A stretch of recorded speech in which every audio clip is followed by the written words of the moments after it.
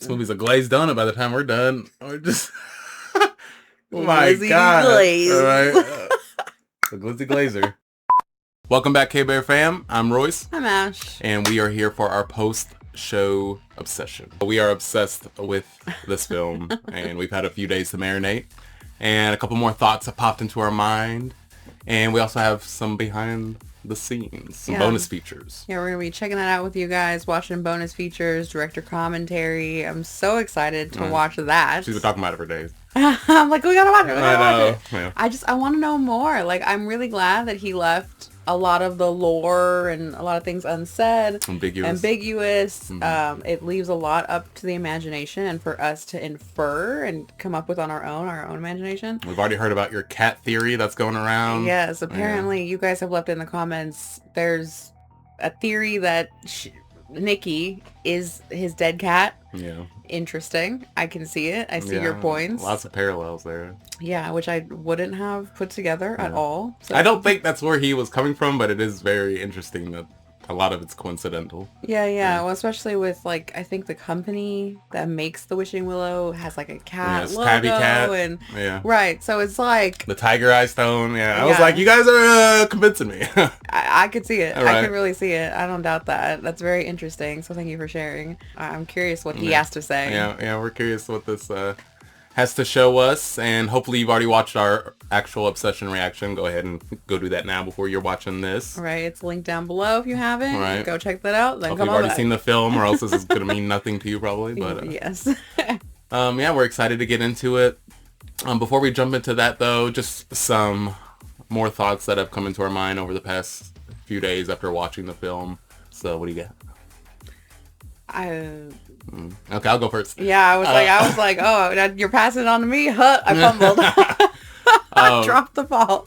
We realized after watching the film how much, like, of a piece of shit Ian was. Oh, yeah. Yeah, like, it didn't quite hit home until after we were watching him. We're like, damn, he was a horrible friend. No, I'm glad you brought that up because there was so much going on in this movie. Yeah, there's a lot. Like, literally, the movie had no chill. We're boom, boom, boom, which again, love. But it takes some processing, some marinating. So for me, it felt like my brain was like a little laggy when it came to Ian. And I knew there was something off about him. And you had really pointed out, you're like, he's acting weird. Yeah. He's acting like a weird friend. And then when it came up that he was low-key hooking up with Nikki. It all made sense. Like, okay. Yeah. Yeah, if we take that angle and look at that and then backtrack the whole movie and dissect, like, Ian, what the hell were you doing, dude? One of your best friends have liked this girl for like 7 years, and y'all are hooking up, and you haven't said anything this whole time. Professing his love and infatuation. Don't tell her tonight, man. Don't tell her this time. You got plenty of time to tell her. Let me hit it 2 or 3 more times. Right? It's just, he's horrible. Well, I'm like, and that's not like the worst. I mean, it's really on Bear to like make a move if he's gonna make a move. I mean, absolutely. It's horrible that Ian wouldn't tell him, and they're supposed to be friends.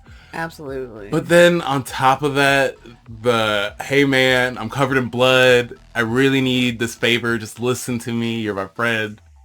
Right? I need you to make this wish. Like, even if you don't believe in him, you still just make the wish, and still he just says, no, I'm gonna make my own wish even though I don't believe in it. Yeah, it just felt like Ian had no care in the world. Yeah, he was out to get him almost. Yeah, because like if you're anybody, honestly, if anyone just shows up and they're like, hey, I need you to do this thing, I know this is crazy, but maybe hear me out, and they're covered in blood, like maybe something's going on. I mean, yeah.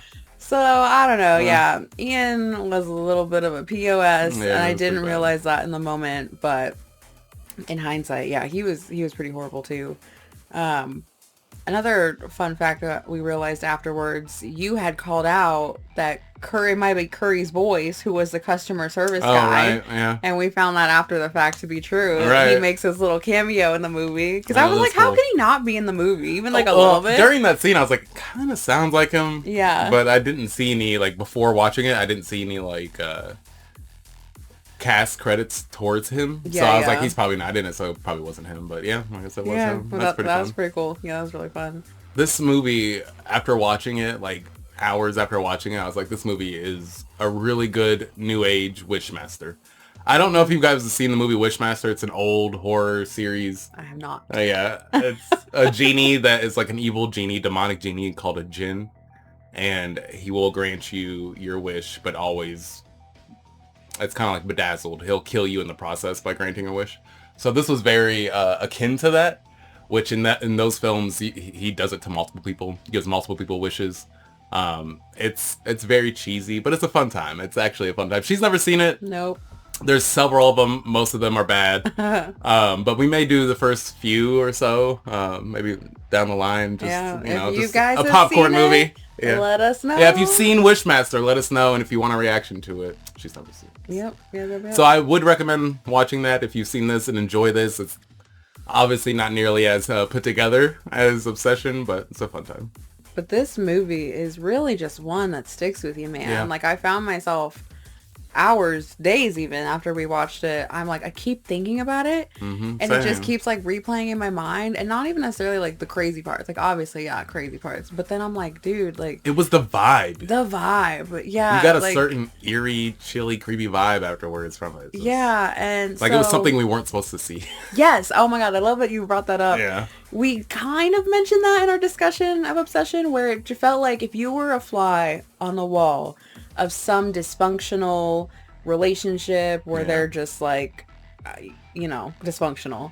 It felt like that. Like, it felt... It reminded me of my childhood. Stop. Whoa. Alright, y'all know what I mean.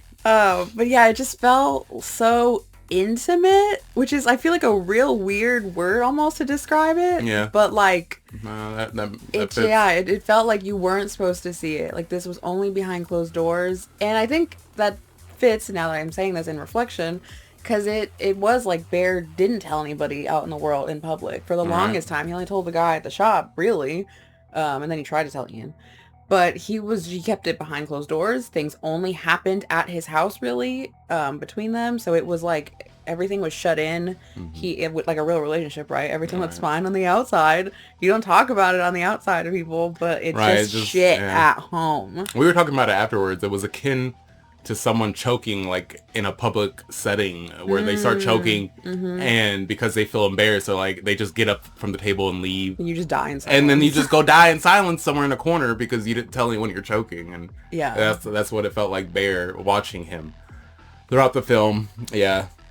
We can touch back on Bear. I think we said plenty about Bear in our reaction, but he was a piece of work. It was rough. And I do appreciate that they made him a piece of work, because it might have been even harder to watch had we had sympathy, empathy for him, and like we were just like watching him drown, and if he was maybe like an innocent person. And well, they would have had to change it up, because they changed up the whole plot if that was the case. Because that's true. Yeah, he was determined to keep his cake and eat it too, as some will say. Yeah, and I mean, it's interesting also that this wish. So in the reaction, I kept mentioning like evil entity, and Ian, he just received the millions of dollars, and it didn't look like anything. There was no evil consequence necessarily. So it's not. So like my perspective while watching it was just like, it's this weird evil entity, she's possessed. But looking at it further through your lens of, no, it's really just a wish. She's like this altered state of mind. It's just compelling her. Right. Like, she's normal Nikki, but like then there's obsessed Nikki, and the obsessed Nikki is the one who's like really driving the boat, and the other one's just kind of in the back seat. And just imagine had he made a normal wish, and not such a, like, not one that bends someone's will, like Ian. Oh, I wish for $1 billion. I was trying to imagine him sitting in that car in her driveway, just getting rained on with cash, and he doesn't have enough places to put it in that small car. In that moment, like, if you believe in alternate realities, there's every other possibility that could have happened. So like, he could have had millions of dollars, could have had a new car, he could have had literally anything that had nothing to do with another human being altering their will or anything like that. And speaking of, someone else commented, like, I think the warning on the box, they were saying, like, do not use on other people to manipulate their will, whether Always read living, the label, dead, or otherwise. And I was like, hold the fuck. That's not that, like, open up a whole can of worms. Yeah, in my mind, I was like, dead? Right, like, that's some Pet Cemetery that shit. sounds like a sequel or like a part 2 that like someone else does a is different like, wish, yeah. I wish so-and-so was alive or didn't die or whatever. And I'm like, bro, that also sounds... Nikki goes to the store, grabs a few. I wish everyone is alive. God. Oh my god. That is how they do it. That's crazy. That's how they make the sequel, y'all. That's, part 2. Oh, that's nuts. That is crazy. Because all her friends are gone. Yeah, it was reminding me of, if you've seen the film Ready or Not, how at the end everyone had died. Oh, spoiler alert. At the end of the Ready or Not, everyone had died, and then at the beginning of Ready or Not 2, it picked right back up with her still in that horrible situation. And I was like, how did she get out of it? But they made it work. Yep. So if you got a thinker, you can probably do it. Now that you're saying that, I want that to happen so Oh bad. my god. But imagine Nikki trying to manage 3 dead people. That's crazy. Because you know they're all going to come with their own crazy baggage. Maybe we make it more of a comedy. Like, maybe it's like a... I could see that for sure. I could too. Like, if you guys have seen their shorts, their skits, very Sarah's dark. body being puppeted around. But comedic? Yeah, so like maybe... So I don't know. Like, maybe it's still spooky. We still get the creepy shots that we got, but like more comedy sprinkled in. That could be cool. I did hear that maybe Curry will do maybe a series surrounding this plot. Like, every episode is its own wish. On his channel? Or... I don't know if it's on his channel or if he'll Okay. do, like, you know, an actual show. I don't even know if it's 100% true. I think there was just talks of it. So he said maybe. I mean, give me what you got. Yeah, anything. I'm ready for whatever comes next from him, honestly. Nom. Right, yeah. Yeah, a couple Cookie Monsters. Right, I want more movies, more whatever you got. I'm enjoying his take on creepy and scary. It's so good. Yeah. Here for it. Well, can you think of anything else? Not in the moment, but I'm sure we'll go through some stuff. I mean, other than the lead actress killed it. I don't know if we talked about that much in our discussion, but she was just holy shit, dude. Someone in the comments also mentioned she's our new Scream Queen. She is just absolutely killed Best this year I've seen. Same. Yeah, I agree. She's... But we do have some competition coming up, guys. We do. We still have to watch The Back Rooms, the new Evil Dead. There was another horror film that was kind of under the radar because of the Shadow of Obsession that looked kind of interesting. So maybe that's pretty good. We'll see. Yeah, we'll see. Well, let's hop into these behind the scenes. Let's go. Obsession Unleashed. Almost everybody has been in a toxic relationship. I think they might be able to avoid one by watching this movie. Yeah, it'll definitely scare you away from one. Yeah, if anything, this is like a PSA.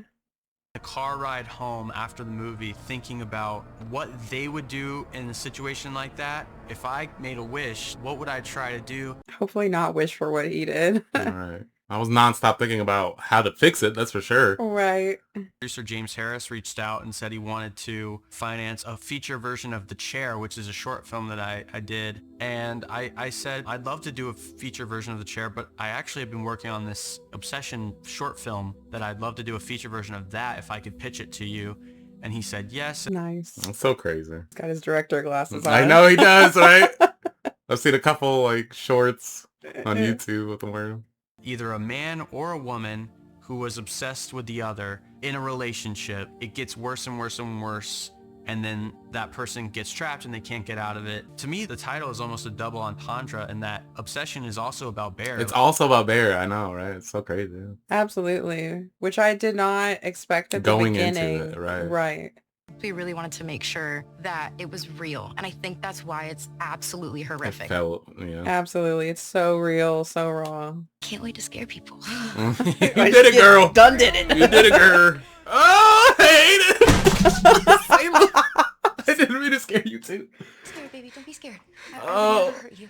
That's the worst scene in the movie for me. Oh, God, the way she lunges at him. So crazy. You? I'm messing with you too much. My character Bear, he's a relatable guy. You really want to root for him, but then he starts... Sure. For a very short amount of time. Right. Yeah, it's very relatable. Such a small window. Yeah. All of maybe 2 minutes. I think maybe you should go home tonight. I don't want to go home. And yeah, okay, well, we've just started dating, okay? So we need What can I do? Please tell me what I can do. I want you just to be normal. Why could you just be normal? I know. The first scene that I read with Indy, I believe, was a scene in the film where I am telling Nikki that I just want her to be normal. Tears are flowing, and it was bizarre. That is a weird first scene to do. It is. Right? Like, hi, I'm just meeting you. Now we're in this intense conversation. It was a really fun time. I love that I don't know either of these actors before this movie, too. Like, they're just... It's always fun to see new actors do well. Like, Yeah, it yeah. just gives you hope for future entertainment. Mm-hmm. Oh my god, so good. It's chilling. It is. It was the scene where they're kissing on the bed and then she realizes where she is. She pops back into her body. Mm-hmm. That take that's in the movie was like, I think, her first take. She committed 100% to the role. A lot of times she didn't let me see what she was going to do. She wanted to get my genuine reaction. I mean, That's pretty cool. God, I'd be freaked this shit out. And cut, I'd be like, girl, you all right? Just gotta let her cook. Let it cook. Curry and I spent a lot of days perfecting this almost uncanny valley, nature behind the eyes. God. Could you imagine my dismay when she's like, yeah, I've never screamed before. I was like, oh, never? So That's hilarious. Dang. Wow. She learned quick. Right. I would go over to his house and we would do voices. He even prompted me That's to look in crazy the if mirror she's and do it. the new screen queen of the Yeah. year. No, literally. anything I was asking of her to do, I would do myself just to kind of make sure it's like, you're not the only one that has to look stupid. I have to look stupid too. Yeah, Curry seems like a good director. Yeah. Like, cares. Megan brought this groundedness and honesty. Yeah, she got the short end of the stick. I felt for the worst sure. for her for sure. Same. Nikki, what are you doing? God, this just scene took... There's a lot of similarities between directing comedy and horror. I'm not trying to be really funny. I'm just trying to pursue honesty in the story, and that is really funny sometimes. I think we said that too while watching it. We were just like, we could see it being funny. We could see or it, yeah. There's like elements of that. The funny bone coming through. Yeah. Where it's like so horrendous, it stops it from genuinely being funny. Right. Uncomfortable, like, Right in okay, that I guess line. I'll just lay down for a second. Maybe she'll join me in bed and stop being... Okay. Right. Crazy. Curry brings this really fresh, infectious energy to the set, kind of like shooting a movie in the backyard with your friends, except with very clear vision and a bigger budget. That's the way it should be. Yeah. Well, I like that, like, he's only had 20 obviously- days? Oh, wow, dude. That's crazy. That is I didn't really know that. crazy. 20 days. 20 days. That's a lot of movie to fit in 20 days. Right. Curry is such a visual director. He's editing the movie in his head while we're shooting. So I only really have to go all out for half the scene. I think it helps too that he has such a strong editing background as well with all of YouTube that he's done. And it seems like he's just very knowledgeable in film regardless, but he's not like pretentious about it. You can tell, like, for this being his first film, everyone giving him praise as a great director. Mm-hmm. Yeah, it definitely helps his background, helping him communicate and translate what he's trying to say. Uh-huh. I need you to say, I wish my friend Barry. I wish for $1 billion. Ugh. No! Just We were going to do it. We wanted to do it practically, and so we set up stop. $100 bills and throwing them on top of our actors, and he had to pretend that money's hitting his face, but there wasn't anything there. So if you just look at the raw footage, it's just Cooper going, and he looks... Cooper was so self-conscious about it. Curry's just having a good time. I know, right? The party scene was really challenging because there's huge windows in this like wooden house. The only feasible way to shoot it was to shoot actually at nighttime. Mm. Shoots were just so long and exhausting for everybody involved. The crew is falling asleep. Damn. This whole thing could have taken a few takes. Oh, yeah. I'm more than your wife.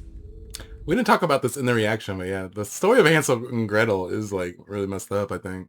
I felt like they did one take with that too. Oh, wow. One take. Wow. During the monologue, I kind of fed off of the fact that it made everybody viscerally uncomfortable because some of the extras had never seen that monologue or heard it before. Everyone's like, what the? What kind of movie am I part of? Yeah. The hell is she talking about? And Yeah. that was amazing. She just likes Love freaking people. freaking them She's made for this. Yeah, Just that's funny. right in the horror. Sarah's death scene was really hard. We only had one take, One take. like 3 fake windows. And the first one, the art department was bringing to the car and it shattered in their hand. Of course. And then the second one, we actually managed to get on the car. But then when Nick hit into it, a big piece of styrofoam just fell down. And Oh. so we just had one more left. I mean, if it didn't work out, I don't even know what we would have done. Wow. Mm. That was my last day on set, so I went out with a bang. Literally. God. But Brick is just such an extra layer that I spent a lot of time in that car with the dummy that was molded from Megan's face. Peripheral. Oh my god. I remember seeing it for the first time in an audience. The reactions are insane. There were screams okay. and like people I jumping. know I want some theater reactions. They're I so know. I've never seen grown men jump in their seats. crazy. Yeah. Oh, that's fun. The whole crowd's like, I will have to say, you want to pause it? After that reaction that night, I could not help but think like I was in the bathroom. I was like, what if someone just a crazy ex comes around the corner with a knife out of the darkness? What? Just because you see the darkness and she was in the darkness. I was just like, obviously it's irrational as hell, but I was just like, I mean, I'd probably just.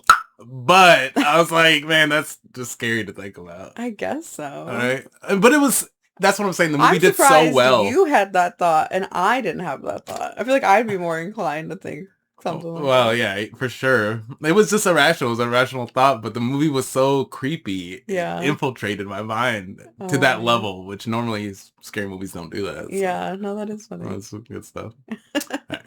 We knew that we nailed the ending. I think it gave us an extra morale boost. We rewatched some of the final shots on the monitor right after we shot them, like in real time, and it was so powerful. That's cool.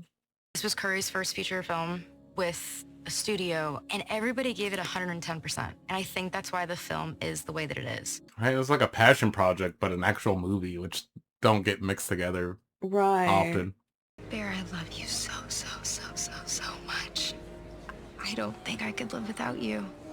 God, every time they pan to a scene, I'm just like, they nail the lighting every single time. It's about everyone's there to make a really cool thing. The movie didn't get made on its own. Like, everybody put in 100%. That's the only way it got made. Yeah, you can really tell. Everyone just really... They cared. No one phoned it in. Absolutely. Right.